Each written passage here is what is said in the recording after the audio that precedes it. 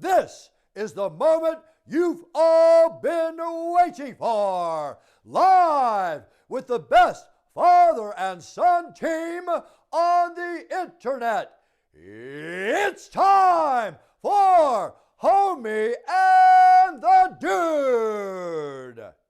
What is up, everyone? We are Homie and the Dude, the father and son podcast team, and today we have Aaron Jaws Homoki, a professional skateboarder known for his big ass drops. Aaron, what the fuck is up, dude? How are you today? What is going on, Homie and the Dude? Dude, we need that as an intro. Yeah, I'm hanging out, man. Thank you guys for inviting me on here. I appreciate it. It's an absolute pleasure, dude. We've been a long time fans, and it's an absolute honor to be in your company, actually. Dude, I heard that you had some knee surgery. How are you doing at the moment? Are you recovering like at the moment? How's that going? It is going good. So I got knee surgery in December. So it's been like late December. So it's been about 4 months. And still got a couple more months until I'm skating again. And then I'd say probably like I don't know, 4 to 6 months till I'm jumping off roofs again. Yeah, So, amazing. dude. Was it an incident, or was it just sort of a buildup of damage that was going on over a period of time? How did it go down? It was a couple slams that did it to me. It was like a slam that I took a while ago that I partially tore it, and I chose not to get I got ACL surgery, so I tore my ACL. So the first one I like partially tore it, decided not to get surgery, and then the second time I like fully tore it, and then that's when I needed surgery. So it was like 2 slams kind of combined into one. And it wasn't even like too bad of a slam. Like the one that I actually fully tore it on, I was trying to do like a backtail big spin on the skate park rail, like this little like 2-flat-2 rail, and just came down wrong and just hurt, just messed my knee up. So yeah, and then that was when I was like, frick, it's torn. So got You surgery. could tell. Yeah, I could tell for sure. Yeah. And then I got surgery on it, and now I'm able to like, I've just started being able to like run and jump now. So I'm doing these little like box jump things to get myself back at it. But yeah, we're getting there. So Nice, dude. That's dope. Wow. Sounds pretty savage. And do you know what? It's so weird that the smallest things cause some of the weirdest injuries. Like I was my biggest injury that I've taken is I broke my wrist in like 3 places, and I literally just tried to do like a revert on some like cobbles, and I hit a like crack and just went flying and just broke my wrist, and that was it. And I was like, I can revert? Are you kidding me? Like, come on, dude. yeah. Yeah, like the one that when I heard it, like I wasn't even filming anything. Like it's like a trick that I've done like a couple times at the skate park. And I was like, oh, let me just do this again. And I just landed weird, and I felt my knee go like shift. Like and I was like, oh fuck. And then I knew. But the slam that I initially heard it on, I was like, it wasn't like that bad necessarily. Yeah. And then when I really heard it on, I was just fucking around at the skate park and fucking fucked it up. Shit happens, dude. And like it's weird how it goes down. Like, I was gonna ask, dude, obviously with your style of skating, and like I would say it's a very much your style of skating. There's very few people who follow in your footsteps in terms of the wild stuff that you do. So how many times have you like torn ligaments, damaged your knees and ankles? What's like the count on your knees and ankles at this point? Dude, I'm actually pretty good. So 1 MCL tear, 1 ACL tear on the left knee. Right knee's all good. Left ankle's all good. And right ankle I've rolled a couple times. And yeah, so left knee and right ankle. Those are the only ones that give me problems. But my right knee and left ankle, all good. The MCL, that's the Lyon 25. MCL was the Lyon 25. So your MCL is It's the inside. ligament side of your knee. Yep, right Yeah. there. Yeah, Yeah. and that was when the board broke and doing the splits, and then when my knee just went just tore like that. But the MCL like healed up. I was all good, and then that's same knee I hurt the ACL, and that was from the slam that I like partially tore it on was going. I was dropping into this like sculpture thing, and then just was leaning too far back seat. And when I landed, my leg kind of landed, and I kind of hyperextended my knee a little bit, and then that's kind of it tore the ACL. Dude, can we weren't gonna kind of go there because it's been a while, but I am fascinated by the Lyon 25, that whole journey that you took. And I know you've probably talked about it a lot, but I want to just go like maybe in a different direction with it a little bit. So you had that first day, and had several attempts and had the injury. Now you wait another year before you go back. Talk to us a little bit about like what that process was for like how long, like how much was it on your mind? How much, like at what point were you like, I'm going back? And then up to like even up to the day, dude, like things like fear or like apprehension or like how into all that whole stuff. Like how did that work out?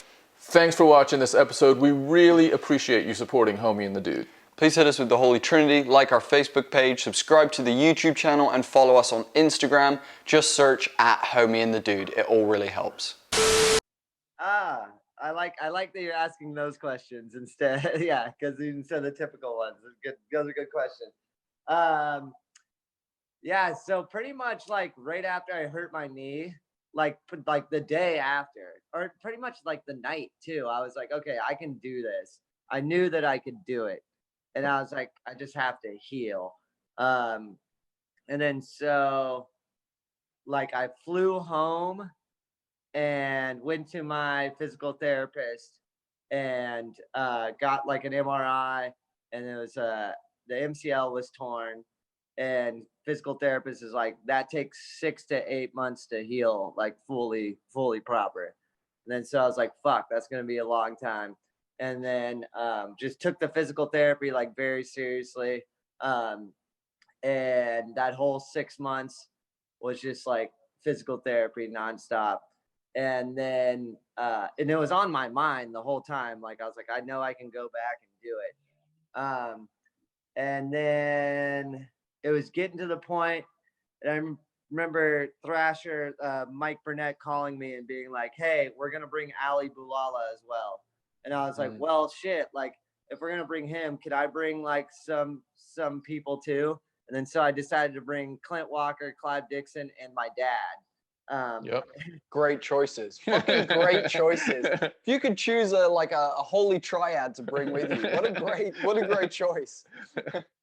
Like Clint and Clive, they get me so hyped to like try tricks. Like whenever I'm like scared to try tricks and they're down there just like, you got that shit. I'm like, all right, I got this shit. Let's go, you know? And then my dad was just there just because freaking it's awesome to have your dad there. You know, these awesome moments in life with your parents, your loved ones, you know. And so yeah, so he told me, he's like, yeah, we can fly them out, no worries. Like, let's do that. And Nice. so then once I like had my posse ready to go, I was like, all right, it's on. Like, it's fucking on. Let's do this shit. And the mindset, it's funny. It's really funny, like flying across to another country for one trick. Like that's like just one thing. And it was funny because we fly in the day, and then we had one day to do it, and then we the next day fly out. And then Holy shit. or no, I'm sorry, it was we fly in, and then we had 2 days. One day to like try it, another day just in case we got kicked out or whatever. We needed another day to try it, and then we flew home. So it was like a 4-day window to like get that shit done, and that was kind of stressful. But like once it worked out, it was on, you know. Yeah. And dude, it's funny you say that because you know you're skating on this incredible team, you know, with two of those guys that you mentioned, and I can imagine, you know, the hype that you guys kind of build up for yourselves. Like not to mention once you land it, everyone going nuts. You can tell that everyone was really hyped about it and whatnot. Uh, I want to ask your mindset about the commitment. Like you're flying through the air, you're going 14 feet through the air. You know, how much is your body saying fuck no, and how much are you like having to force it to do what you want in that moment? dude, actually, like I had a lot of confidence in doing it because when I hurt my MCL, I like knew like when I was trying it, like I knew I could do it. Like it was in like the realm of like my like capabilities. And so like when I'm trying it, I seriously don't think of anything. Like that's like the only thing I think about is like stay centered. That's like the main thing that I think about. Like don't lean too far back, don't lean too far forward, just try to stay centered. And yeah, my body is like, let's fucking do this. And my brain is even more like, let's fucking do this. And then it just and then you're just stuck in that like adrenaline kind of like mindset, and then you go, you know. Because when I first did it, I cracked the first one when I hurt my knee, I cracked my board, and I was like, fuck, like I need to change my board. And even that like 5 minutes that it takes me to change my board, like it still gets me out of the like mindset a little bit. And I had a new board, and then I freaking just went straight forward, and I was too much on the tail instead of like on the bolts, and the board just broke. And so yeah, I was pretty confident with it. So some things like other tricks where I'm skating like a big rail, I'm like way more scared. You're saying, right? I was gonna say like it was. There was one of his clips that we saw that it was a big staircase. I was like, oh wow, that's gonna be. And you were like, well, the riding the rail down is even sketchier. Yeah, there's so many of your clips where you know it looks like you're rolling up to hit a rail, and then you end up popping, clearing the rail, and like launching down like 2 stories or something. And Tom was like, "Damn, that's super gnarly." I was like, "That is absolutely insane." And I was like, "But also that rail, no one wants to hit that. That was terrible." Like, of course. So dude, I totally get you when you're like, because same thing for me. Something else that I definitely experience is like I'm in no way a professional skater or even close to being a professional skater, but when I'm launching myself down a set or something like that, it's easier to just kick an ollie and send it than it is to try and focus on foot placement on a rail and like having to lock in and have your balance in the right place. So much more shit to think about. I agree with you. When I jump down the stair set and it's like a little bit off, I can kick my board out and land and roll away. If I'm hitting a rail and I don't get on that rail, I'm gonna eat shit. Like if I don't get on the rail, I'm going to eat shit. And that's like where it's just, you know. Yeah, 100%. And do you know what I actually love that there's a video clip of you do a really long board slide. I'm not sure if it's in one of your more recent parts. Is it like a red rail? I think it might be, but you're like hanging on to it. It's like the board sliding from side to side, and you like clip it right on the edge, and you hang on to it there, and you ride it away. I remember watching the raw footage of that, and you eat shit. Some of the ways you eat shit, I'm like, oh my god, like this is ridiculous. Like he wouldn't take these spills off of a roof. Like there's no way that he would take these spills off a roof. If it's the rail I'm thinking of, this red one in Oklahoma. That's one that I live in Arizona. I went to Oklahoma with Clint Walker. He lives out there. We tried that one day. Fucking tried it so long. Like racked on it like 4 times. Fucking just tried it. Then went back the next night. Tried it again. Racked on it again. And then I was like, fuck this. And went home. And then like 3 months later, got another flight out there. And that day did it like 10 tries. But that thing was a fucking mission. And I ate shit so many times on that. I remember I like slipped out and rolled my ankle on the stair and like bruised my heel as well. And I was like, this is fucking, why can't I just jump down this stair instead of fucking skate this rail? Yeah. Dude, so what's interesting, obviously, is like how this style came about. Because obviously, to say that you're not a very well-rounded skater is a complete like lie. Your transition is absolutely incredible. You're phenomenal on transition. And you know what? There's moments in your skate parts where you shred the streets just as good as anyone out there. But how did you find the roof jumping? Where did that idea like come from? And how did you go, you know what? That's it. That's the one. Or was it, because you know there's sometimes where like people will do something and then they get a little bit of like almost like success at it or whatever, and then they do some more of it and then some more of it, and then pretty soon you wake up 4 years later and you're like, how the fuck did I get here? Like this wasn't exactly the planned journey, but like this is now me, you know? Or was it a planned thing? Yeah, so was it a plan or an accident, I guess? It was like a little bit of both, I guess. Like when I was little, we would go skate to school by my house. And I remember we got up on like the little like awning building they had there, and we are trying to ride off of it. And I remember I did it and I was like, oh, that was fun. And my friends did it as well, but they didn't think it was that fun. And I was like, oh, that was fun. And then like I just kind of like kept doing it. And then it was like the last trick in my PVWHL part, where I like melon over this like big 8 block that like equaled out to like a 21 stair. And that was when I was like pretty young as well. And I did it first try. And I remember my friends going, that was like the craziest thing that we've ever seen. And I was like, well, that to me, I was like, well, that I like doing that. That was fun. So then I just like kept doing that, you know, just jumping down stuff. And then we went to El Toro, and I remember I like did El Toro. And then it was just like, oh, this is like, I can do this, you know? And then I guess that kind of was my niche. And then I kind of did like, or then I did that whole roof part, Criddler on the roof. And, and then that was like pretty good. And I was like, oh, that was really fun to film. And then just kind of went from there, you know? Yeah, 100%. Yeah, dude, before I had something I wanted to go to, but before that, that roofs part, was that the one where there's like, there's basically like a backyard, is it a half pipe basically? Yeah. A backyard half pipe that you could see like they designed it probably for people to drop in off the roof into the half pipe. But I know damn well they did not design it for you to drop in from the half pipe and go up onto the roof, ride the roof, and then jump off the roof the other side. Oh yeah. Yeah. That half pipe was just like right next to the roof. And I was like, can I go onto the roof right here? Is that chill?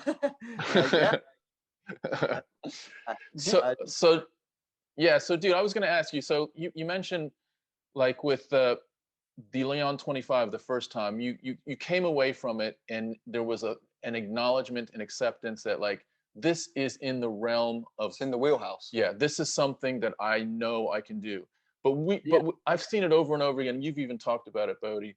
It's almost like the human problem solving journey of a trick, right? Yeah, so like sure. You start on it and you're not even close, like your board's kicking out and you're just learning how to like land it safely, right?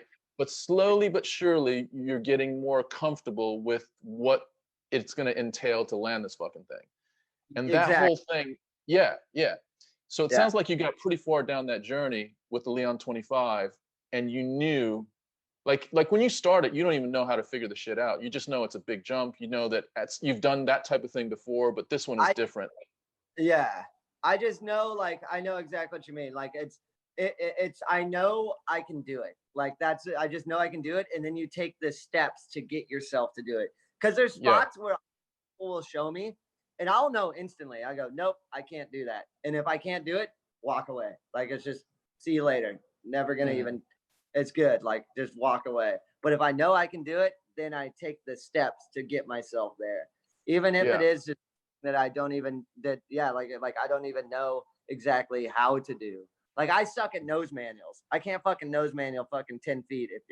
But like, I know that if I tried to do it, like I could probably do like a kickflip nose manual, nollie flip out. if I set my mind to it. You know what I mean? Yeah. It might take me like a couple months to do that, but I could do it. You know what I mean? And that's Yeah. the same thing that with the Lyon set. It was like, okay, I know I can do this. It's just funny because I knew that like I didn't see it before. Like I didn't get to go out and look at it and be like, oh, I can like. It was just that it was a 25 stair. I've done a 21 stair. So it's got to be in the same realm. And I kept thinking to myself that like Ali Boulala tried this 13 years ago in like a ripped pair of jeans in like old Vans, and he fucking tried it and was probably, and he told me he was hungover when he was trying it too. Like, it's like, all right, like I can just, make I know I could do it, and so yeah. Dude, what are your friends showing you if you can do the Lyon 25 and all the other shit that you've done that you look at and you say, no, I can't do that? What the fuck are they showing you, bro? Yeah. Lots of like a double set, but going over the rail. You know what I mean? Lots of those to where it's like a 12 flat 12 or like a fucking 14 flat 14, something like that. When I'm like, shit, that's out of the realm. Like I'm good on that, Is that because the width of the gap to get down to the bottom? Yeah, it's just You know the what I mean? height. The height. Okay. The height. There's like a cutoff point to where like once it gets too high and it starts hurting my back, like I feel like the whole, when I jump down something, I feel like the whole like, ooh, like all through my spinal cord. That's when I'm like, fuck this, Yeah. That makes total sense. And dude, like obviously, you've just said at the beginning that you're super fortunate in that you've had a lot fewer injuries than I definitely expected you to have for your knees and your legs and stuff. Give us an idea of like what kind, because I know you're a big advocate of FP insoles, and I actually own the only insoles I ride are the Aaron Jaws Homoki FP insoles because they are the best for heel bruises, all of that shit. I fully support you in that. And so tell the people, why do you ride FPs? Like what other gear are you using to maintain your body as you get into the latter end of your life, into the later years of your life to maintain this shit? So I'm a connoisseur of insoles. Like before FP insoles, I would seriously like just look for like the best insoles I could find. And once I got some FP insoles, I was like, oh fuck, like these are like really fucking good. And and then just started riding for them. And like I'm not even like trying to like sell the people on these things. Like I'm just saying that these are like the best fucking thing that they have kept me. If I didn't have them, I would probably have a lot more injuries for sure. So my thing is that I just came out with a shoe with FP as well. Shit. Yeah. Where's my shoes at? Whatever, they're in my other room. But so they come with like the with like a pretty thin footprint insole, but I take that insole out, put my insole in, and if I'm jumping down something heavy, I'll usually wear two long socks and then fold the socks over my heel. So it's just like I know, yep. And do that, and that's pretty much my jam. Yeah. Amazing. Fucking heard it from the horse's mouth. That dude, like anyone who wants to go jump off shit now, that's all you need. That and a lot of confidence. Dude, I'll tell you, take it a little further. Like you were so into the FPs. This is going back like this is maybe 10 years ago. I was gonna say it's so funny. The first time I found FPs was because I was trying to hit my first 5 stair ever, and I landed it, but I didn't walk away. I hobbled home after landing it because I had destroyed my heels. I had just completely bruised my heels and was in so much pain. And I was like, there's got to be a better way. I was like, there's got to be a fucking better way. I was like, Jaws is jumping down shit, getting 50 times this. So I've got to be able to find a way that this doesn't hurt. And through a bit of research, I found FPs. And But do you remember what happened? Go on. Basically, they had different, and this is not Slack, you know, FP has just a bunch of different models, but they had a bunch of different styles, let's say. And there was your style, and it was what didn't have like I had like a zombie dude the on zombie, back yeah, in the zombie dude, right? And I was Yeah, like, yeah. look, dude, yeah, so we're living in the UK. I'm like, look, we can get these ones from the UK. They're not Homokis, but we can get them tomorrow, basically. You know, it's like FedEx. Or we can wait for Jaws's, but I have to go to America because I had some work that I was doing in America. I can pick some up in America because that's at the time. Yeah, the only way we could get them in the UK. You're like, yeah. I'm waiting. I was like, I'm fucking waiting. Yeah, I'll wait for them. I was like, I'll fucking wait. No, they're man. life-saving. They're life-saving. Damn, I gotta send you a pair. I'll send you guys a pair. For That'd sure. be amazing, dude. Dude, really appreciate We'd that. hang them on the wall, bro. I was gonna say they wouldn't be worn. Those would be hung on the wall or some shit. Yeah. No, but I like it's crazy as well because the funnier part for me is showing people the FPs like out of the shoe and being like, look, to understand them, you have to witness the impact absorption that they do. So like get something heavy and drop it on it and it just like stop dead. Or like you get an egg and drop in, it doesn't break. And people are like, what the f- is that? And you're like, dude, I'm telling you, like, this is why I wear these as, like for normal walking around shoes as well. Yeah. They're comfy as shit. Like they're just great. That's the thing too, is that like I gave a pair to like my dad and my brother that both work construction, and they put them in their work boots, and they're like, yeah, these are awesome. Like they're amazing. And the dude that runs it, his name is Jason, and he's awesome as well. And yeah, man, they're good. They're good shit. 100%. And like anyone who is doing big stuff and you're wondering why your feet are bruised, it's because you don't have FPs, bro. That's where that's at. Is so many different insoles, dude. Fucking. Well, I'm not even gonna name any other insoles, but like I've tried so many other insoles, and like those ones were like by far the best because it's like the memory foam, but like super dense memory foam, Exactly. and like yeah, and then your feet just mold to it because that's what you don't want. You don't want your feet to be like sitting in your shoe like a little bit above it because when you go, it'll like slap down. And that's what fucks it up. If you have it like that, it's touching and it don't slap it down. So yeah. So dude, how long were you and FP developing those shoes? How long were you guys working together to get these amazing new shoes out, which I've seen online, by the way, and I was about to bring up, they've got a new pair of shoes. I didn't know specifically that you'd worked on them, but that's even more sick and makes them more awesome. So how long did you work on that? Oh my God, literally Jason just texted me right now. What the fuck? That's a coincidence. Can you hear? Oh shit. Hold on. Sorry. Hold on. It's all good. Wait. All right, we're back. All right, we're good now. But oh shit. Hold on. Now I'm getting a phone call. It's all right, homie. Don't worry about it. It's all good. Okay.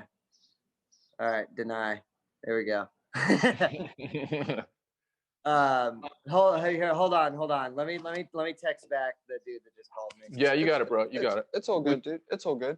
I think the main thing that is just unbelievable is that a company that it's unbelievable to me that companies like Vans and companies like Nike SB and companies like Etnies and stuff aren't looking into just providing this as a regular thing. Now, obviously, I understand FPs are expensive, and to make FPs are expensive in of themselves. But obviously, you know, it's wild that there's big brands that aren't utilizing technology that exists. Like, don't get me wrong, it might be patented and whatnot, but still, like, it's not just the FPs. Like FPs, you know, some more longer lasting shoes in general. Yeah, just sections of shoes that wear out quickly.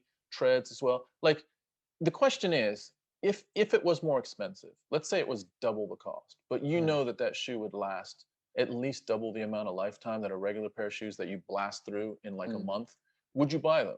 And I think the answer is there would be people that would buy them, right? Jules, would you buy a shoe that lasts you twice as long as your average skate shoe? Yeah, of course. Duh. Like Yeah, like, and my mom would love to buy me that too. You know what I mean? My mom and dad be like, yeah, it lasts longer, and yeah, you're getting that shoe. Yeah. But no, to answer the question of your question, Tom, of the footprint shoes, how long I was designing them, or I don't know which one of you guys asked that. Bodie asked it. Yeah. Oh, It was his. We'll give him credit for it. okay. Freaking. So I'll be honest with you. When they first came out, those shoes sucked, and I was like, and he wanted me to ride for him, and I was like, dude, like, I can't. These suck. Like, they're just not made good. Because he's doing it cheap. He had it like he was just like getting it off the ground, you know. And then so he was using cheap material. And then so like once he kind of started making a little bit more money, he made better quality stuff. And then so it was like 2 years later, and then he finally like, yo, we made some new shit, like try these out. And I was like, whoa, these are like really fucking good. And he's like, yeah, you down to do a model? And I was like, yeah, let's fucking go. And then so it was kind of like he designed them, and then just gave me the design, and I just approved it. I was like, yo, I want it just like a mellow, cool, like looking shoe, not all like high tech and like crazy looking, just a nice mellow shoe. And he showed me the design, and he nailed it first try. And I was like, let's go, that's awesome. And fucking got him. And actually, I will be 100% honest, I've only skated one pair because I hurt my knee, not in those shoes though, in a different pair of shoes. So I didn't hurt my knee in Josh shoes. People out there, I hurt them in a other pair of shoes. And so I've only got to skate them one time. And the one time that I did skate them for like a month, they lasted like a month, and they were awesome. So Amazing. Yeah. Dude, yeah, that's super sick. Congratulations, dude. That's an amazing thing to have in your career, and also with such an awesome company as well. So congrats for that. Something that you mentioned there is, you like simplicity, dude. You like it easy, you like it simple. You've also mentioned in the past that you love raw skate clips, that when you like posting them, you like showing the bales. When you're watching skate videos, you love watching the process that people go through. Oh yeah. Obviously, to people who don't watch a lot of skating, seeing some skaters do what they do looks mystifying because it's land after land after land. What is it about showing the raw content that really appeals to you, that simplicity, that unedited version? Because there's always a backstory to like everything, dude. I mean, somebody had to think of that spot, find that spot, go, if it's at nighttime, go light up that spot. If it's at daytime, go freaking when there's no security there. And they didn't, it's very rare, very, very rare that someone does a trick first try. Like someone, they gotta warm up to do it. They gotta like, assess something out. So there's always a backstory to like the clips. And that's what I like to see. I like to, because we've all been there, we've been there, like in the streets. Either you're trying the trick, your homie's trying the trick, whoever's trying the trick, and it takes a long time. And then it's sometimes, obviously don't show like if it takes a really long time, maybe don't show like all the clips, because there's even been times I've been sitting at a skate spot and just been like, someone's trying to trick, and I'm like, man, I'm just gonna go skate around and go try to find find some food or something, because this is boring as shit. But like, yeah, like just I like to see it raw, just like whatever, just the effort that someone put into making that. And plus, like, there could be like a crack at the top of the stair set where they had to Bondo it or put a sign down. There's always like, I feel like there's always a better story to tell, and it's just cool for people that don't even understand skateboarding. They don't understand that trying a trick, that one trick that just goes by in their part, probably took them a fucking, a while to do, So dude, I fully agree with you. I think, I'm a big fan of seeing the truth behind a lot of the stuff, because it's hard watching it's hard to relate to a skate part where it's banger after banger after banger. I find it hard to relate to it. I love watching it. It's cool. Like, wow, you're amazing. But also I'm like, dude, like you and I don't have a lot in common, because even though I know this took you a long time, while I'm watching it, I'm going, damn, you're unbelievable. So when someone does release something and they show them, failing a bunch of times and some harder slams, and then some ones where they're really close, they're getting there, and finally, we're getting to the last couple, and then bam, they land it. It's you go on that journey with them, and it's something that you experience with them, and it becomes like a partnership with you and that person in that moment. You're watching the video, but at the end of the day, you're like, let's go. Exactly. You're like invested in that person. You're like, all right, I want them to do this, That's like, it's cool. I really like to see skateboarding in that way, Yeah. Dude, I mean, that's one of the biggest takeaways of the Lyon 25. Dude, that journey was like, that was emotional, bro. Like when you landed that, I'm not kidding you, bro. That was emotional. Like, we had never met you. We've never been to Lyon. None of it. We've seen very few stair sets that are 25 steps large. But dude, that was like, that whole story, that story arc was there was definitely some. I cried after I landed it. I like, you see me at the very end, you see me like running, and I like just run to this corner and I cried. It was awesome. Yeah. Dude, like, and like, it's one of the things with skating that I think people who do skating and people who do things similar to skating, who are like putting themselves at such high risk for those like flow state almost moments of like of euphoria that you feel. I wanted to ask you, dude, do you find yourself in those flow states when you're in the air? Because obviously with all these big drops, you're getting airtime. Is that airtime your moment where you are like most serene, that there's seconds in the air where you're flying? Yeah, I mean, that's where your mind goes the most blank. Like, you better not be thinking about anything. You better not be thinking like, what am I having for dinner tonight when I'm in the air? Like, no, that's when, you're definitely, you want to think about nothing. Just seriously, just nothing. Like maybe in the back of your mind, what's lurking is like, don't get hurt. And then you like go from there. Like, don't get hurt. Like, don't lean too far back. Don't lean too far forward. Get on the rail, whatever. But you're just, it's pure bliss. I don't know if you guys have you guys seen that that documentary of the dude that climbs Yosemite with no ropes, Alex Honnold? Totally. What's that fucking thing called? Free climb. No, free solo. Free solo. Yeah, dude. Like that, like a person like that, like I watched that like 15 times. Like the person like him gives me so much confidence. I'm like, because he explains it like when he's climbing, like he's in that state of like perfectness where he has to be perfect. Otherwise, the consequences is death.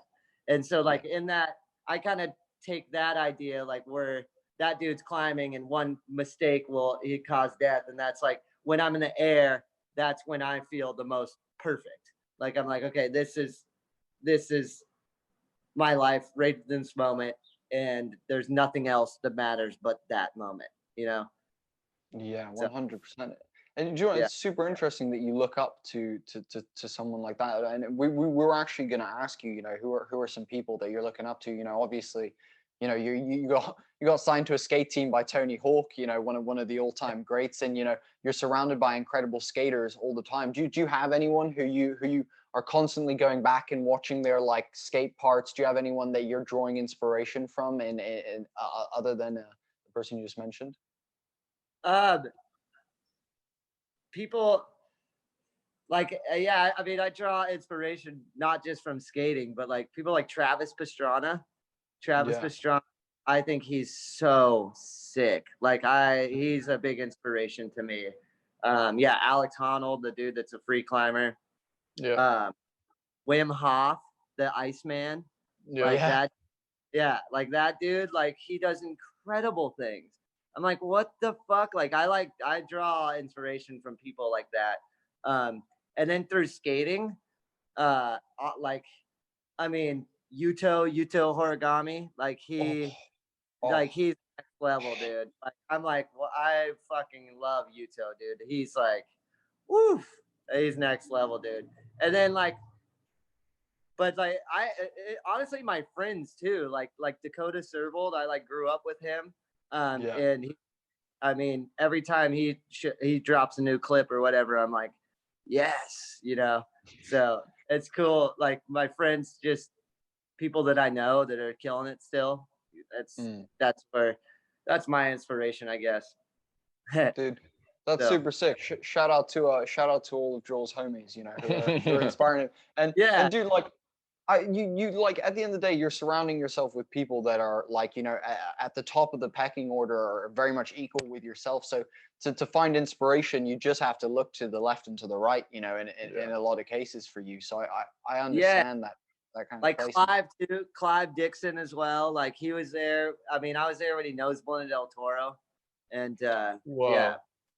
yeah, and it was he's big inspiration as well, and yeah, so I can fully imagine, dude, and you know, it's something that, like, dude, something else is like, you know, to be honest with you, I'm sat here with one of my heroes in skateboarding, and I'm sure for you, you're probably desensitized to like bumping into, like, you know, Christian Hosoi, or, you know, like Caballero, you know, you bump into some of these old vets, you're probably a bit like, oh, you know, these guys are my homies, you know, like I see these guys in the streets and like we hang out, and, you know, I'm sure you're a little bit less starstruck than us at this point. Dude, it was funny. I was literally just talking to my friend about that, because I'm a big Tetris fan, and I watched a lot of pro Tetris, and I went to this world championship Tetris gaming match, and I was like starstruck when I was like with the Tetris pros, and that was the first time I like felt starstruck. I was like, whoa, like, why am I scared to go take a picture with this person right now? But when I'm like around like Tony Hawk and whoever else, and I'm just like, what's up, fucking Tony Macaroni? What's going on? Like, and yeah, I was just talking to my friend about that. I was like the first time that I really actually felt starstruck was like a couple years ago when I was around Tetris pros, and then, like, I don't even know, you know, but yeah, I don't know. That's amazing, dude. And like, so do you know what, we really want to talk to you about Tetris, because going from saying, you know, going from something where you're like, I don't have to think, like I'm flying through the air and I'm trying not to think this perfect moment, to Tetris where it's like, holy shit, I've got to think and plan like each little like movement and shit. So how do you contrast from like flying through the air to then sitting in front of an N64, like an old console, and bashing out some Tetris? Oh man, I don't know. It's just something about it. Like I watched my dad play when I was really little, and because we had Tetris when we were little, and I was like, this is fucking cool. And then I just started like playing, and then I would whatever play just throughout my life, and then I rolled the living shit out of my ankle. And I was like, I have nothing better to do, but I'm just gonna fucking play Tetris. And then I like looked up, like, I wonder who the best Tetris player is in the world. And I looked it up, and there's this whole event called the CTWC, the Classic Tetris World Championship, and it just has all these motherfuckers that are around the world that are. And I started watching it, and I was like, this is fucking sick. Like, it gets like intense moments. And then I started playing myself, and I found it like it was similar to skating in a way that you like constantly play and try to get better. It's kind of like trying a trick. You constantly try to do that trick, and then you nail the trick, and you're like, all right, let's move on. It's kind of like that with Tetris. You like nail what you're working on, and then you move on. And there's no cap. There's no cap. You can just be with the Tetris that I play. Like, there's no, you always lose. Like, you always top out, and you find like a flow state, kind of with playing the game, that you're still thinking a lot, but you're not thinking at the same time. You find the flow state. With skating, you're still, when I'm jumping down something, I'm still thinking a lot. It just goes to instinct. And I've been playing Tetris enough and watching it enough that there's get to the moment where it becomes like instinct. Like, oh, the J piece goes over here, the L piece goes there, and the T goes right there. So you're thinking like 3, 4, 5 moves ahead. Kind of like with skating, you're thinking like, okay, I'm gonna pop first, then flick, then fucking get on the rail, then fucking land and lean forward. So it's kind of has these weird similarities that I picked up on. I don't That's know. awesome. Yeah, no, I can imagine, dude. Like, you hear it with chess players. It's almost like they have cataloged a series of thousands of different positions on the board, right? And at some point, Yeah. they can draw on that information. And it sounds like it's the same thing with Tetris, dude. Like, you see a board, you see the openings, and your Oh, brain, even though you don't like literally remember it, your brain remembers that pattern and knows how you you kind of close that out, right? Get it down to that last second, and you got to slot it in. You're waiting for that lasso, and you slide it in there, and you're like, yes. so a lot of pro Tetris players are really good chess players because it's a lot of pattern recognition. Yeah, yeah. See, yeah, you nailed it. You nailed it, Tom. You nailed it, Dad. You're dad to me. All right, yeah, fucking dude, it's exactly the same. Like, it's you see these patterns, you recognize where things could go if that happens, and so like it's kind of like, and it's like chess too. It's a game everybody can understand, but it's really hard to master. Like, there's very few people that like master it because there's so many things that can happen. And with with Tetris, the Tetris I play, it is truly like it has true randomization. So every game is different. Every single game you play, you're never gonna get the same piece set. So, which is it makes the game fun that way. Like, yeah. Definitely, dude. Same with You know what, dude? Yeah. It's so awesome that it's like so. I'm going to relate to you in a way that I don't want you to be offended by. So I'm going to try and be real gentle about this. So in my head, I'm a skater. I've had a bit of a ragtag upbringing, you know, breaking into shit, causing trouble. You know, that's my bag. You know, like any skaters, you know, it's standard shit. And for me though, I've found my like side passion and side love is Dungeons and Dragons, and I live and breathe Dungeons and Dragons, and I like love that shit through and through. And what's interesting is like my girlfriend, who has known me for like many years, was like, oh yeah, you know, bad boy skater, cool, you know, kind of thing. And then I'm like, yeah, but also I like to dress up with elf ears and like roll dice and shit. And she's like, what the fuck? She's like, this is completely different. So it's something I can relate with, that you do one thing and it's like the thing that you are, but then like you have this other interest that has so many similarities, but is something that is so personal and so different that people look at from an outside like, whoa, that's weird. Why do you do that? Like, that doesn't connect. Yeah. That's so awesome, dude. That is so sick. I love that you play Dungeons and Dragons. That's fucking sick. I think it's just like skateboarding. Like, if you're truly like a skateboarder, you're doing it for yourself. You're doing it because it brings you joy. You're not like doing it for anybody else. And like, I think that skateboarders are nerdy in that sense, that they do it out alone and they go and do their shit alone. So it's funny. I mean, there's other skateboarders too that like Mike Mo, for instance. I was like watching him open Pokemon cards the other day. You know what I mean? Skateboarders are nerds. Like, and I love that. Like, you don't have to be like, I don't know. You don't feel as nerdy doing these things, like playing Dungeons and Dragons or like playing Tetris or opening Pokemon cards when you're a skateboarder. You're like, fuck you. This is me. This is what I like. You know. Like, and you're not, I don't know, it's cool. Dude, I fully agree with you. It's weird that you mentioned the whole skater, like, fuck you, I'm doing my own thing, and you can't touch me because I'm me, and that's it. Like, it's weird because also I think as a skater, it takes a bit of time to gain that, especially when you're like in your adolescence. You like are trying to conform and you're trying to work out where you fit. And then as an adult, you kind of work that out. And then you can be like, yeah, you know what, this is me. And that's cool. You know, some people definitely find that earlier in life and are a lot luckier, but not all of us are so fortunate. So I think, you know, skaters are a group of people that do walk around in general going, I'm gonna do me because that's me. And like you said, you have Ali wearing like ripped jeans and leather jackets, and people like Corey Duffel, dude, like rocking that like rocker style, all the way through to like people wearing baggy tracksuit bottoms and like Richie that. Jackson wearing his Richie Jackson is like pirate, is like 70s pirate get up, you know, like it's Richie Jackson, the fucking he dresses like a magician. Yeah, exactly, dude. dude. Like, Yeah, it's like it's just you build confidence, and like when you're trying a trick and you tried it so fucking long and then you land it, like that moment when you land it, that whole like day that after you do it, you have this like confidence built up where you're like, you just have confidence and you're like, don't feel weird. I don't know. And so it builds that type of confidence, you know? And I fully agree. And I love it. It's good for mental health.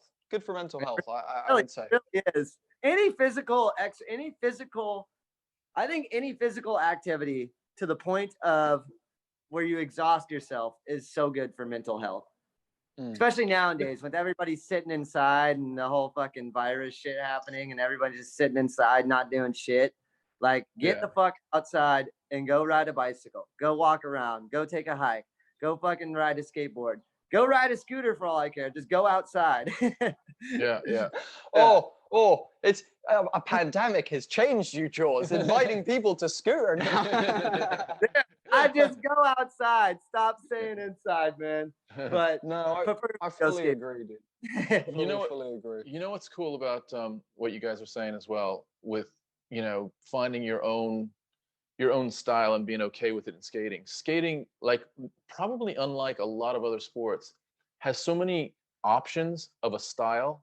Like you could just be the Manny guy. You could just be the rail guy. You could be, the big drop guy. You could be I like to turn my board. I like to flip. I like to do, and you can find that space and enjoy that space and then admire some of the other spaces without having to, like, there is an element of admiration and like respect. Yeah, and respect, but also just comfort in knowing like this is my jam.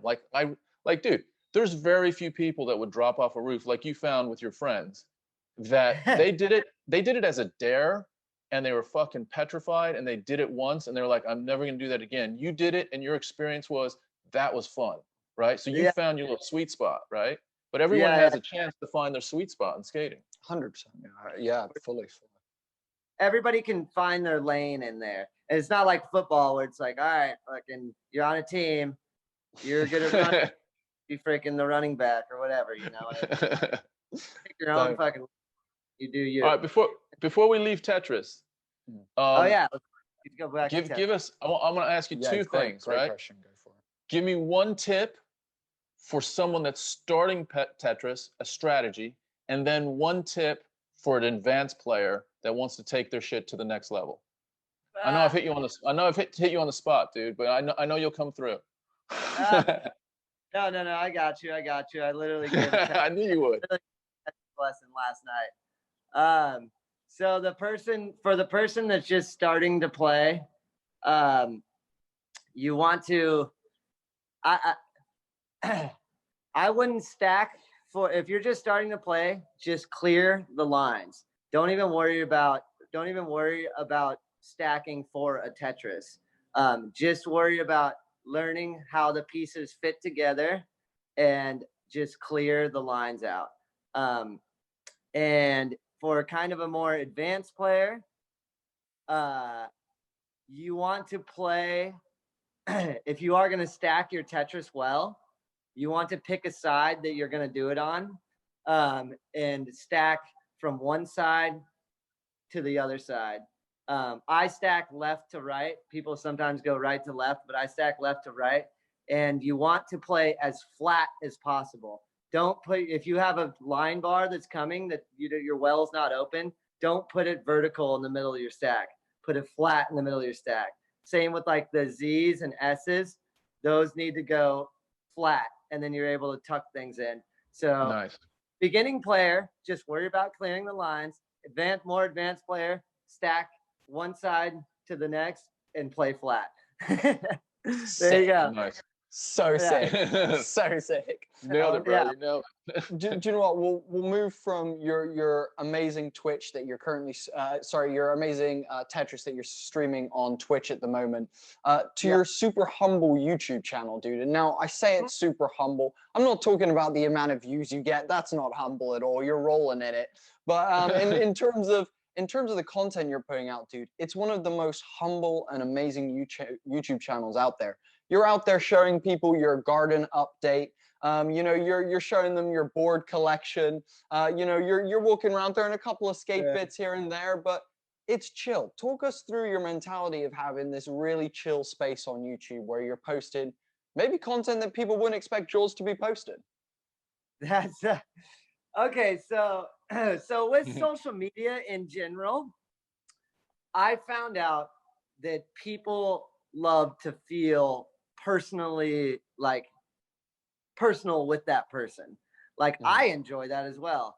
I like to, I mean, yeah, I just enjoy seeing a person living their normal life, you know? And so I can't stand the YouTube channels that are like really like cringy, that are kind of just like, what's up, YouTube? We're going to be doing this today. And it's just like, well, you're pretty intense. Like, I don't know. Some of that shit's just a little bit gnarly for me. So I don't like watching that. I like watching just people be like, I don't know, normal, I guess. And then not over exaggerating it. So I was like, fuck it. Like, I'll just keep it like as normal as I can be. Like, no, this is just me. What's up? You know? And that seemed to like work out better than any of my other videos that I kind of tried to like play the part of being like a YouTuber, I guess, you know? And then so I was like, oh fuck, the raw shit just works a lot better. And then so I just be me. and I didn't hire like anybody. Like I don't have like a filmer. I don't have like, I literally just bought a new phone. And so I had a better camera, bought the newest iPhone, and I got Adobe Premiere to edit, learned how to edit, and just put my shit together myself. And yeah, it's fun. I like it. I enjoy it. Dude, you say it's fun. Let's be honest. How much does editing fucking suck? Let's be 100% honest on that. Woo! Editing fucking is gnarly. I have a whole new respect for editors. Like I seriously will never go to an editor and be like, hey, can you change the song real quick? Changing a damn song and like, hey, can you move this trick over to here? Can you move that over there? It fucking makes the whole edit fucked up. So I'm like, I understand now, dude. Editing takes so long. It's so funny, dude. I like made like that garden update video I just made. I'm like, oh, I'll just fucking whip this together in 2 seconds, dude. That took like 2 hours. And I was just like, and it was literally like there was 2 clips, because I do this thing too, where if I do give the camera to someone, I go, don't turn it off. Like just keep recording the whole time. Cause then I just chop everything up. Cause it's easier for me to work with one giant fucking 45-minute clip than fucking 50 whatever 10-second clip. Yeah. You know what I mean? And so that's where I just chippity chop everything up. And I still like am not like that good at editing, but damn, it takes a while, man. Dude, doesn't it? I'm the like main editor out of us in terms of who does it for our channel and whatnot, and I've done a little bit of freelance stuff. And dude, when it's amazing to me, because I'm a big fan of also like movies and a big fan of like visual effects and all the stuff that goes into what's going on in Hollywood these days, and when you watch things like and I hate to bring this movie up because God, I hate Marvel, but you know, you watch something like Infinity War and you're like, the amount of work that one editor or like a group of editors had to do to pull this together and make it this entertaining for people is nuts. So I fully agree with you, dude. When I sit there and I'm like doing my bumbly basic stuff, I'm like, people who are doing like keying and shit, unbelievable. Do you do graphic design as well? Like you make graphics too? Well, we make logos, and like for this podcast, we'll make a little like thumbnail with we'll find an image of yours and we'll have our logo in there and shit like that. So yeah, a little bit, dude, but basic. But do you make like graphics like a fucking, like if you made this like middle finger like spin around and go up and down? Dude. No, Okay. dude, we'd love to. Yeah, because my friend is just getting into that, and I like watch the program that he does it on, and I'm like, whoa, this looks fucking gnarly. Because he like I had him like make a logo like drop down from the top of the screen and like do like a crack the ground, and that like took him like a week. I was like for like 3, it's like oh my god. Wait, do you work in Adobe Premiere? So I have worked in Premiere in the past. Currently, I work on Final Cut Pro, which is the Macintosh software. I'm honestly, it's an easy one to use, but it definitely has things that are restrictive. So I know for a fact that Premiere is definitely a lot better, but at the moment, it's also because Premiere now is the monthly subscription thing as well, which I'm not a fan of. I don't. $20 a month. I'm like, fuck you. $20 a month in, baby. Yeah. But yeah, so I've done a bit on. My editing journey started on Premiere though, so I do know Premiere quite well. It's a bloody good piece of software, and it's really powerful and has a lot of inbuilt tools that are super helpful. Super like super dude, like seriously, all I do is like chop things up on there. So it's like I'm just barely scraping the ice on there, barely scraping.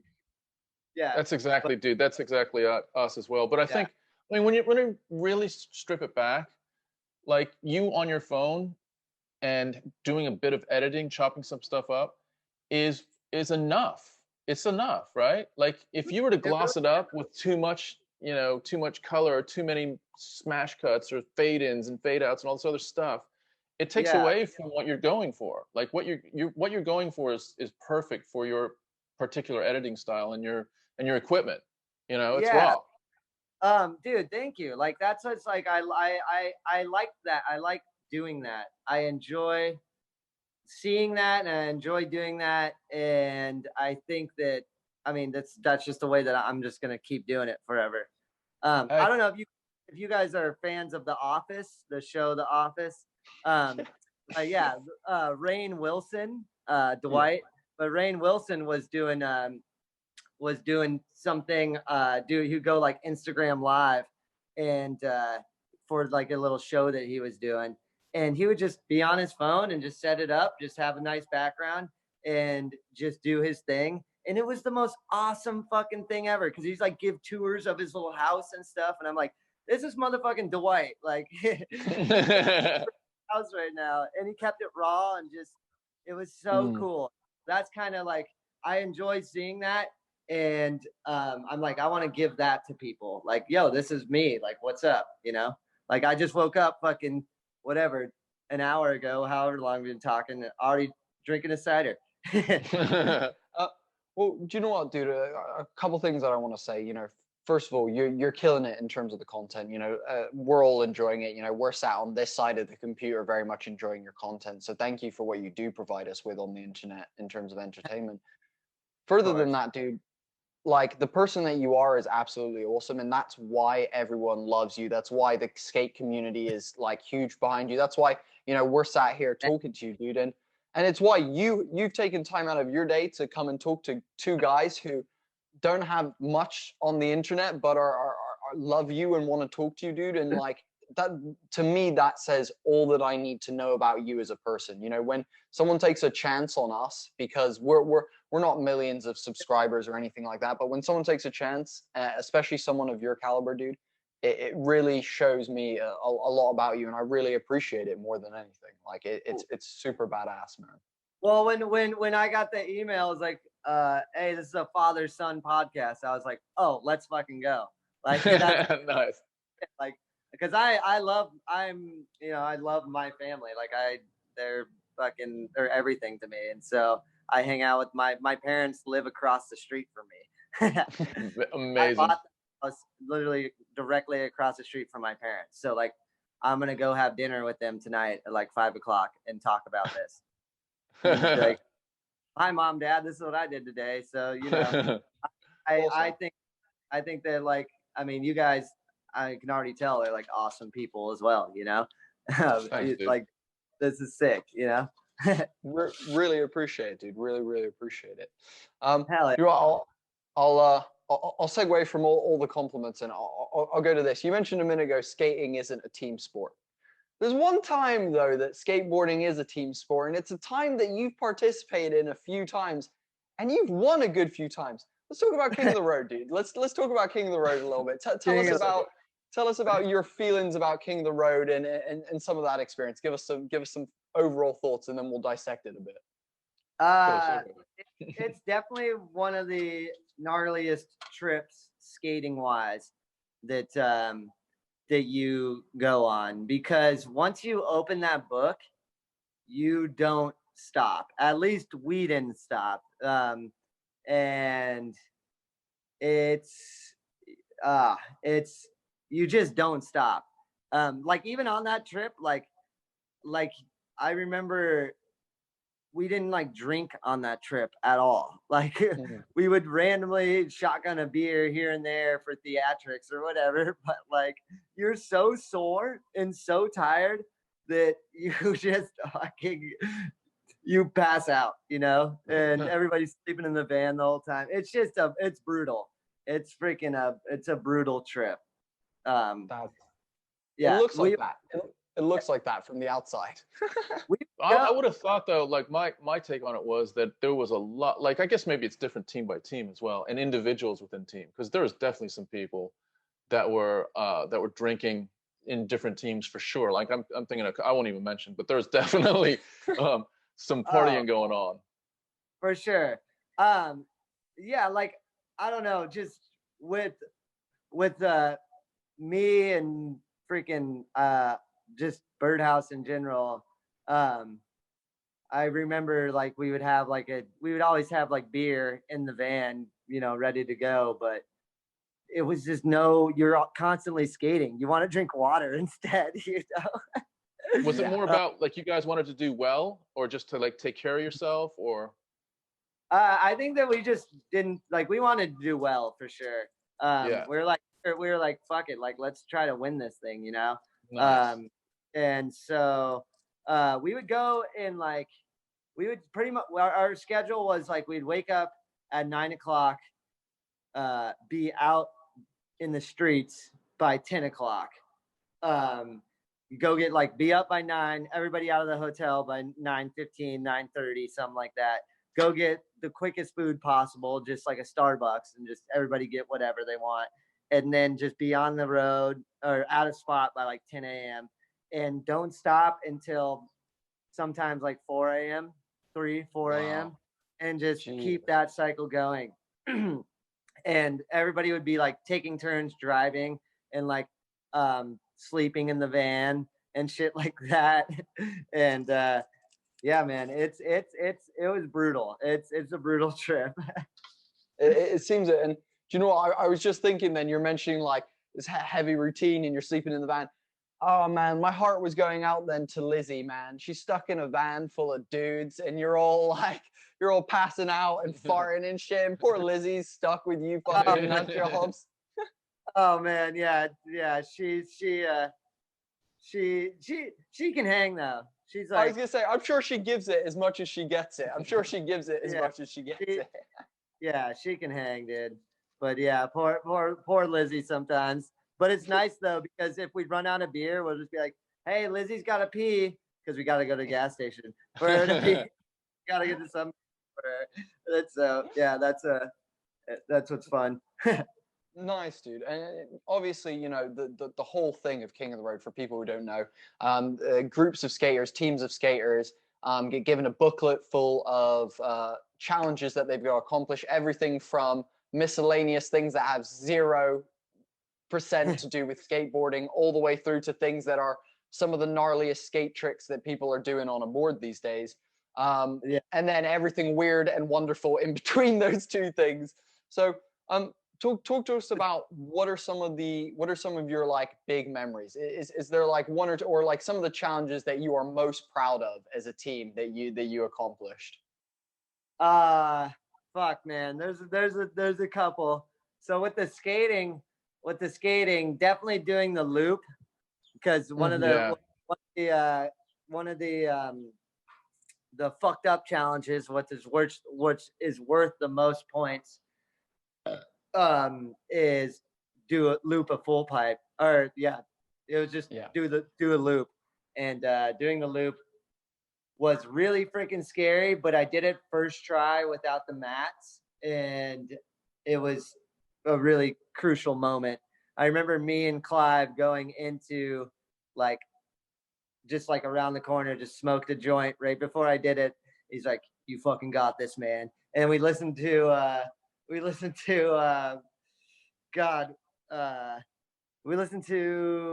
what was it? Some Johnny Cash song. Oh, nice. Fuck, I can't remember what it was, but it was like to get in the moment. And he was just playing it on his phone. And I was like, all right, let's do this.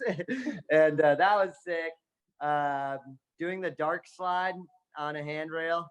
That was insane. That was so lucky. Mike Davis doing the fakie tray, or doing switch tray, fakie manual, fakie tray out. That was insane. Mike Davis, rest in peace as well. And fuck, dude, Clint Walker making out with a pregnant lady. That was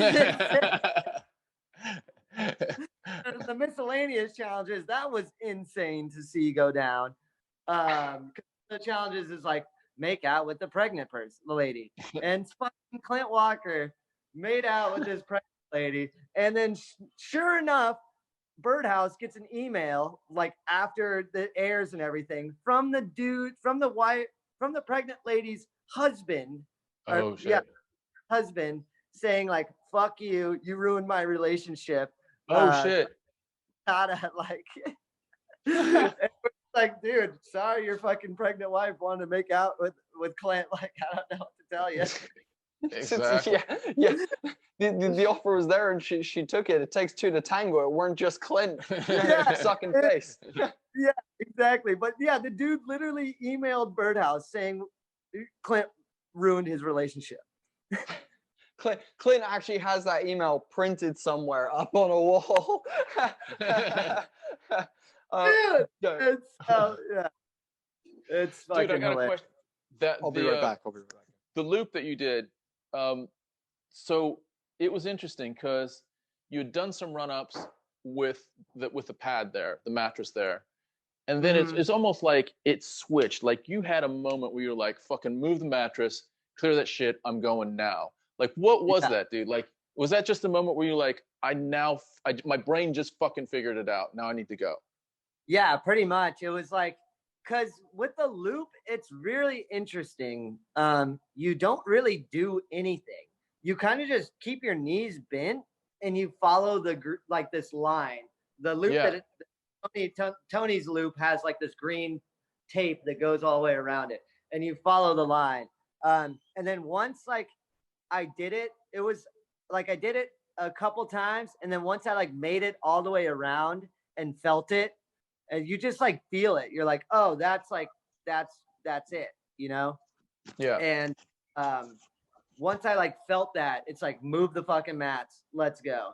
The first time I did the loop, it was with like a crowd of people. So like I was like fucking whatever, like 5, 10 minutes between each turn. And then when I did it by myself on King of the Road, I could just go and keep going and keep going.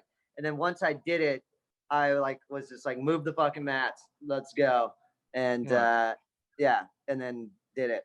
So yeah. Do you know what, the loop is super interesting. Like the whole physics part of that really blows my mind. I love watching it go down, because it's one of those ones where you're just like, logically this just shouldn't make sense, but because of like all the forces that are at play, it looks amazing. And do you know what, dude?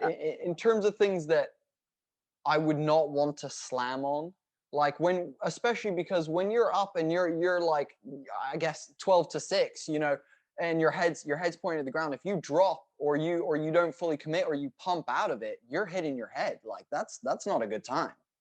Oh, for sure. But the physics behind it, like once you're at 12 o'clock, like you'd never really know when you're exactly like upside down because your head is like guiding and your eyes are like kind of always looking that way. Yeah. And if you just keep your knees bent, that's the thing, just keep your knees bent and just follow that green line and you'll be good. The thing everybody fucks up is they pump it. They go, they once they go to like 9 o'clock, then they just pump it and it ejects them out. And that's how everybody gets smoked out on that thing. Cause it's like habit. It's habit for people to like pump.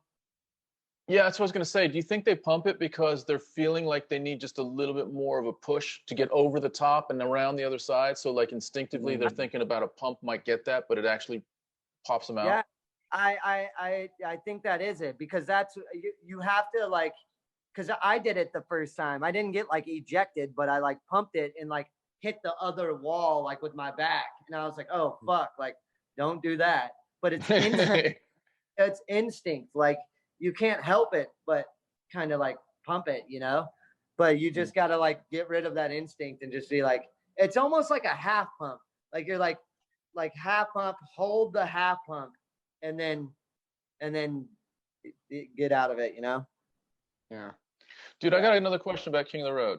So yeah, it's the environment is really interesting because typically, you know, you're either hanging with your homies or you're skating with some new people and you don't really, you know, you don't get to a point where you're deeply homie with them. Or like, you know, some competitive skaters, they're skating with people that they may never really hang out with at all. But in this situation, you get to see each other in a bunch of different situations, environments, and challenges, and all of that. Like, there had to be some revealing moments for you where you're like, holy fuck, that dude is seriously a badass. Or, you know, this dude's just a goofball. He's really, you know, he's got like a really fun loving, like lovely personality, that type of thing. Yeah. Was there a lot of that? Kinda, but like it was definitely a lot more when like the first time I went on it, I went with Alien Workshop. And that was the first time that I was a guest and I went with Alien Workshop. And I thought Grant Taylor would be like this, like fucking fuck you, badass. I'm gonna do what I want, just like. But he's like sweetest soul ever, and like just so nice and so down, and just like a fun person. Same with Jake Johnson. He's like such a sick dude, and Gilbert Crockett as well. Like all those dudes. I was just like, I had no idea who they were, and then like the only one that I was like scared of was Grant Taylor. I was like, he's probably gonna be gnarly, but he's like the sweetest person ever, and that was really fun to be experience that with them. And same with Omar Salazar. He's such a sick dude. So I mean, it was such a good time. And then with the Birdhouse, I mean, watching Mike Davis do that fucking switch tray, fakie manual, fakie tray out, because he tried it so fucking long, like almost every day. He was trying to like find out whatever manual pad that was there, and then he finally fucking did it like almost the last night, and that was like, I was like, damn, like. Oh, we got you, dude. You're back. Yeah. Sorry, phone call. But I was like, damn, like. That was fucking sick. Like you're a fucking warrior. And then going with the real Zion Wright, like he's just on another level. Like he's like really? Next. Yeah, he's so he just charges things and is just fucking so good and just so down. It has pretty bad van etiquette though. Fucking pile out on a whole row. Like, Zion, move. I'm sleeping. Zion, move. Nah, man, I'm sleeping. He's like, God damn it. All right. Like sit on him, like fuck's sake, Zion. Yeah. It's like move your legs, like just sitting on his legs, pretty much. Yeah. But Don't- dude, he's fucking good. It's insane, dude. He's a little pocket rocket. He's a small little bundle of power and technicality in his tricks. He's a little badass. I remember you mentioned Yuto earlier as well, and we actually Oh, yeah. saw Yuto do his first big SLS competition in Barcelona. How old was he? 16? He was 18. He was 18 at the Okay. time, and Wow. he was absolutely amazing. And me and Tom were like, "Holy shit, Japan are like." You know when like everyone is doing a sport and then suddenly Japan suddenly take it on and like start mechanically understanding the sport better than every other country that's ever done it before them. It was one For of sure. those where we were like, oh shit, dude, he's small and he's so controlled and he's a bad, like we were just like, damn. So I can, and funnily enough, when I saw Zion kind of come onto the scene and when he like kind of started popping off, he's again one of those smaller dudes that has power and technicality for days. Like he's unbelievable. It's insane. Yeah. He's so much power and so technical. And he can skate tranny like a fucking boss as well. Yeah. And yeah, like dude, he's so good. It's crazy. Dude, those Crazy. 540s he throws are nothing. That ain't nothing to be fucked with. That's some real shit right there. He's absolutely amazing. Dude, something that I'm super interested in with you because you post it all the time, and you said in another interview that the people on YouTube aren't as much a fan, but your Instagram fans love it. I absolutely love it. I need to ask you about the mouth harp, dude. I need to know about the mouth harp. I need to know about how you discovered the mouth harp and how you were like, you know what, I'm gonna cultivate this into something that I work on. Oh hell yeah, dude! Go grab that fucker. We're gonna grab all of them. I know you've got a collection of shit. They're right here. I Be know right they back. did days like yesterday.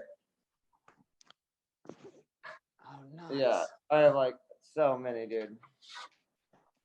Are they like? I assume they perform at like different keys and different like tones, Yeah. like musically. Different keys for sure. Tell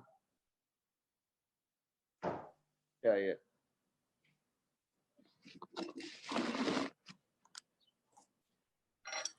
This is a box. This is the heart box right here. Wow. Yeah.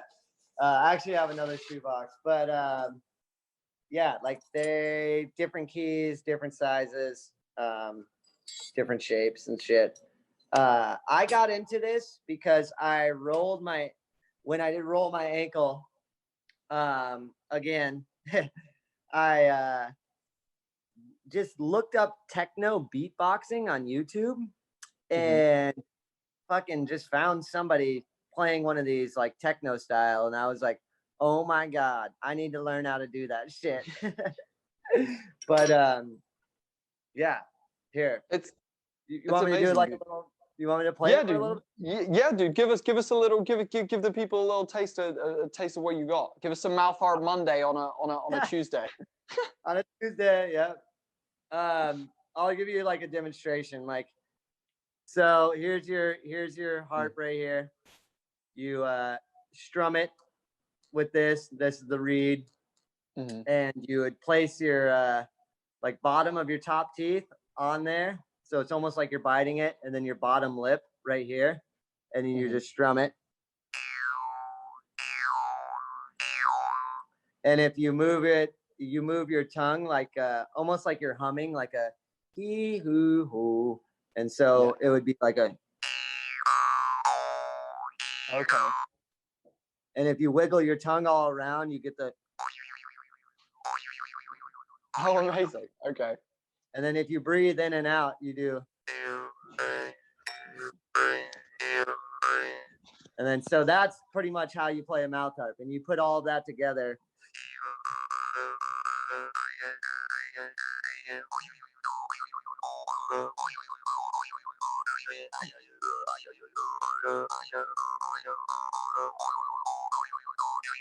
Awesome. It's so sick. And then I That's play cool, it dude. I play it this weird style where I like kind of like slap my tongue against the reed here, so it gives it like a kick in it, so it kind of sounds like a techno, because that's what I first saw. I saw somebody doing this. And I was like, I fucking need to learn this. So it sounds like. Oh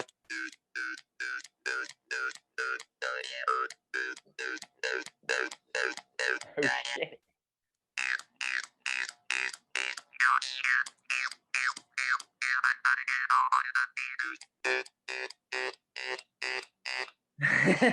Amazing, dude. Nice one. Dude, Yeah, it's so sick that you've developed this like own style with it. And obviously the techno style is when you hold up like an instrument like that, I imagine we're about to go down some sort of like Middle Eastern or East Asian kind of route. And then like when you start busting out some techno, I'm like, oh shit, here we go. What I wanted to ask, dude, is I saw a long time ago you made a video of you mouth harping, and you like must have like clipped your tongue or something, but you were like bleeding and still going, and it was like this wild little performance. How often are you clipping your tongue and like cutting it? So the reed, like this part is pretty, it's really sharp actually. Like it's thin and sharp. So if you strumming it and your like lip gets caught in between the frame and the reed, because sometimes I'll be like pushing it in an awkward angle, and like my lip will get caught in there, or my tongue, because I'm doing that techno style. And then it just like barely cuts it. And then it just like, it bleeds a lot because there's a lot of saliva going around. It looks way worse than it is. It looks way worse than it is. And I'm just like, yeah, I look fucked, and take a picture and whatever. You're like, it's so gnarly, dude. Part of the show. I meant to do that. What's up? Like, totally meant to happen. Dude, yeah, no, but the reed is like pretty sharp, dude. So that's what will catch you. Because this is like a $60 harp right here. And this is like one of the best ones. Yeah, I mean, this one is filled with like good ones that I have, but like this is like a $20 one that just doesn't. It's not as loud and like precise. Yeah. It's got a bit of a fuller sound, doesn't it? Yeah. Exactly.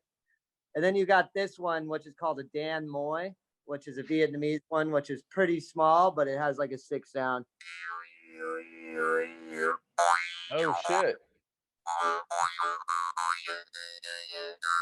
And then this one, I can play like a little differently, where it's like a. Oh shit. Yeah, we're working on that one. Nice, dude. Nice. Yeah, there's a bunch of different. Dude, you impressed the hell out of me with not only your different hobbies and the eclecticness of those hobbies, but also the drive that you put into your hobbies, man. Like I love that you're there working on your mouth harp. You're there you're there at the Tetris machine doing the Tetris. And dude, I just respect the hell out of it. Your dedication to the things that you love in your life is very admirable and very inspiring, man. Very much so. Thanks. I mean, it's like if you're gonna do it, then go full throttle. Like dude, I'd add, dude, like, you know, it's super, super refreshing to just have, you know, it just comes out, bro. You're a nice guy. You're a authentic person. And it's just really nice. It's just nice to hang with cool people, you know. It's just something that's easy. It's just easier, right? Than just like feeling like, you know, you have to like be a certain way or do a certain thing. So yeah, it really comes out in you, bro. Yeah, for sure. Mellow vibe too, man. Thanks, dude. Thanks. What we'll do is we'll kind of round it out now, dude, and give you an opportunity. Shout out your socials, your YouTube if you want, your Twitch. Also, if you've got any projects coming up that you want people to keep an ear out for, or anything, shout it out, dude. Let the people know what's going on. All right. Aaron Jaws Homoki across all platforms. If you just search that across all platforms, that's what this Aaron Jaws Homoki. Any advice to people trying to create something? Just make the name the same across all platforms. It's so much easier. So that's a little piece of social media advice. Let's see. Okay, actually, yeah. We're doing, hold on. Let me do this real quick. This is the next thing I'm doing. Yeah.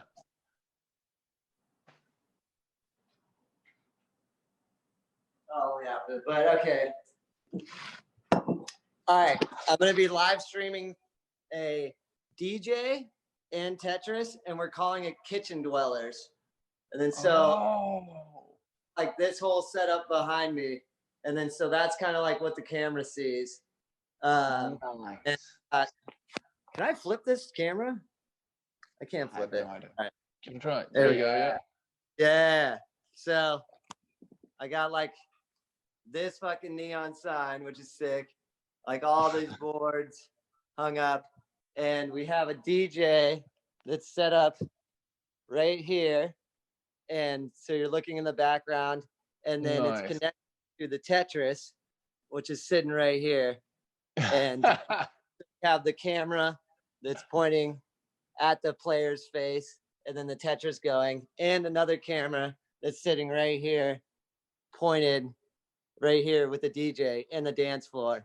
And I do that every other Saturday on my live on my Twitch, and it's a good time. So dude, that sounds freaking amazing. The Kitchen Dwellers. The Kitchen Dwellers. Yeah, because this is what we just dwell in the kitchen and just fucking dance and drink beers and play Tetris.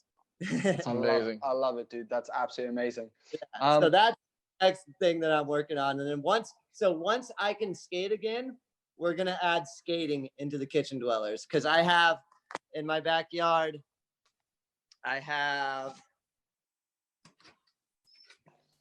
a quarter pipe sitting at the end over here. Nice. Yep, quarter pipe over there.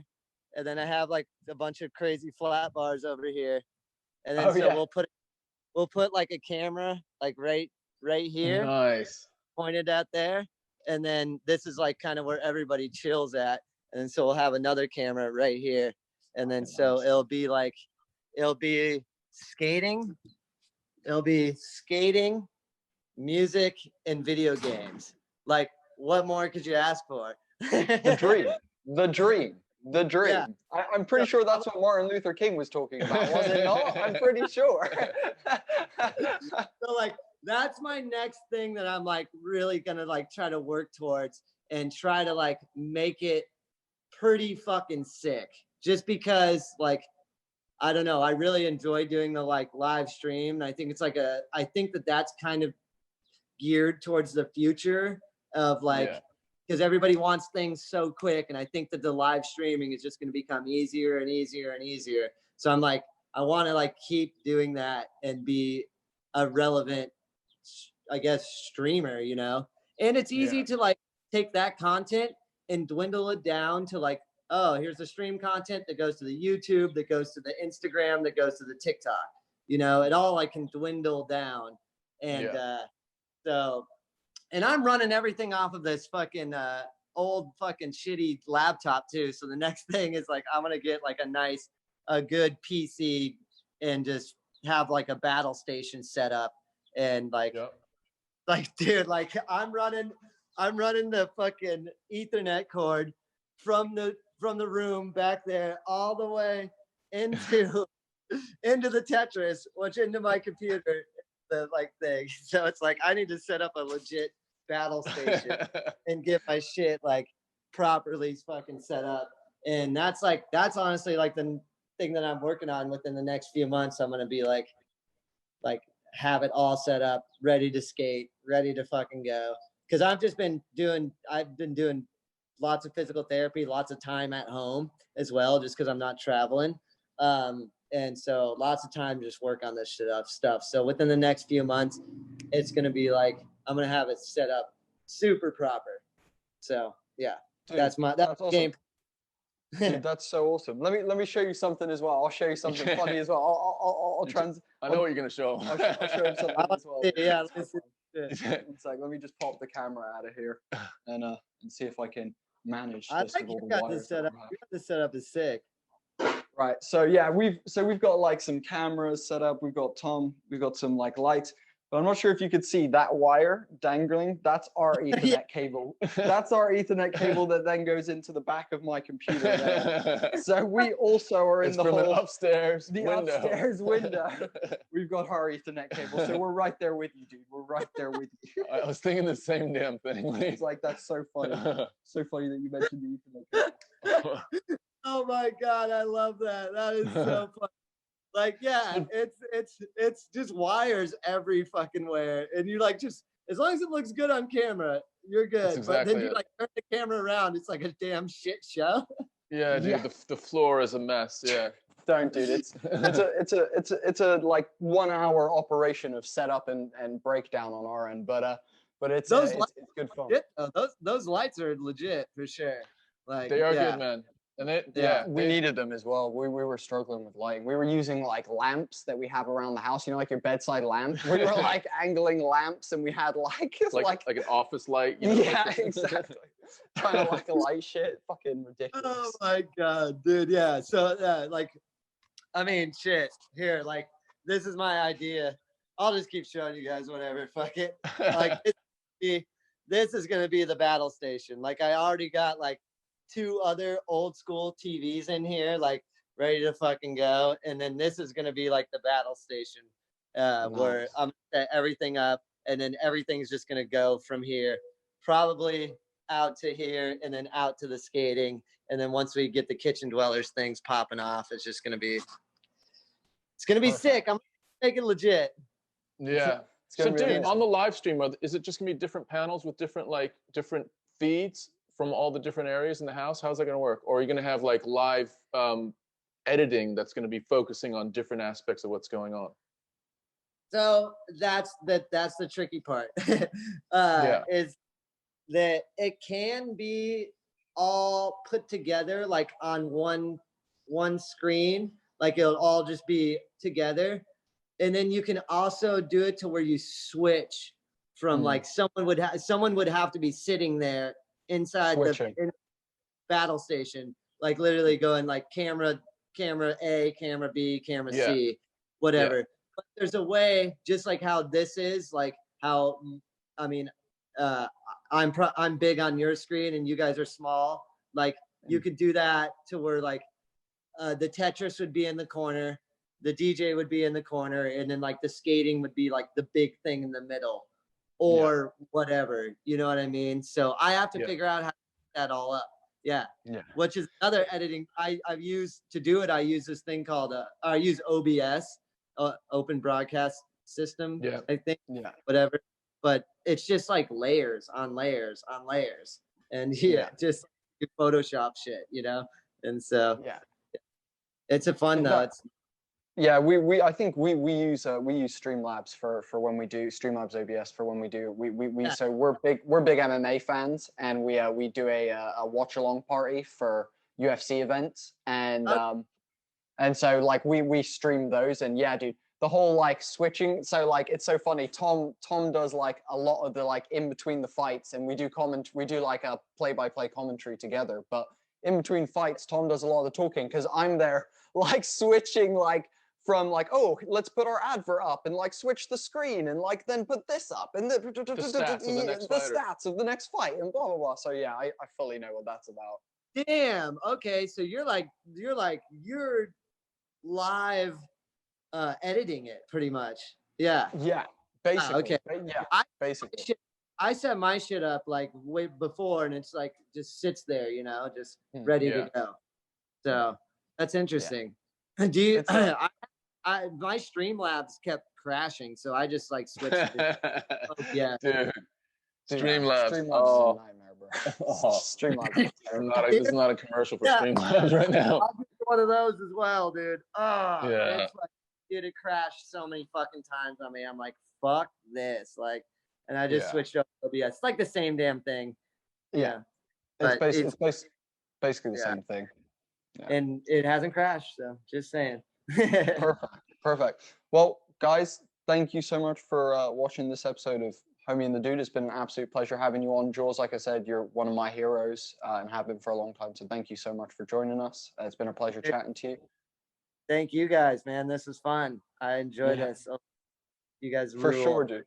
Thanks, dude. Thanks. And for anyone who's watching, as usual, hit us with the Holy Trinity. Like and follow Facebook. Subscribe on YouTube. Share the podcast. We really appreciate it. On that, thanks, guys. Thanks, guys. Thanks, Joss. Yeah, thank you guys. We're chugging through. We're loving doing this stuff for you guys. If you want to support us, if you want to make sure that we can keep getting, better quality set, better quality lights, make the filming better. Bigger batteries for the camera. Bigger batteries for the camera. Yes. All that kind of stuff.